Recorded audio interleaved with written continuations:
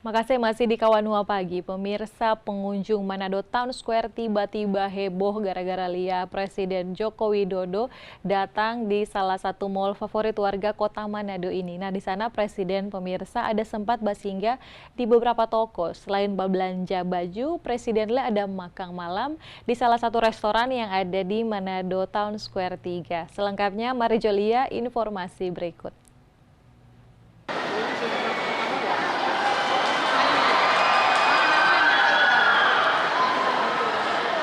Pengunjung Manado Town Square heboh melihat kedatangan Presiden Republik Indonesia Joko Widodo.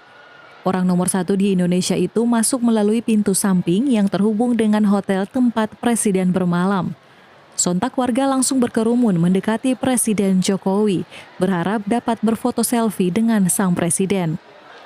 Nampak Presiden singgah di beberapa toko yang ada di Manado Town Square untuk berbelanja beberapa pakaian. Presiden bahkan makan malam di salah satu restoran yang terletak di lantai 3 Manado Town Square.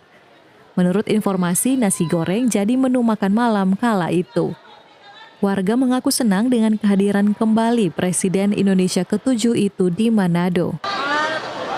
Tentunya senang sekali, apalagi bisa melihat langsung Pak Jokowi. Ini kalau dari saya sih ini untuk pertama kalinya ya, jadi kayak ada rasa deg-degan, pokoknya excited banget lah. Terus Pak Jokowinya ramah, sama juga dia keliling-keliling Mantos, jadi kayak semua bisa melihat Pak Jokowi.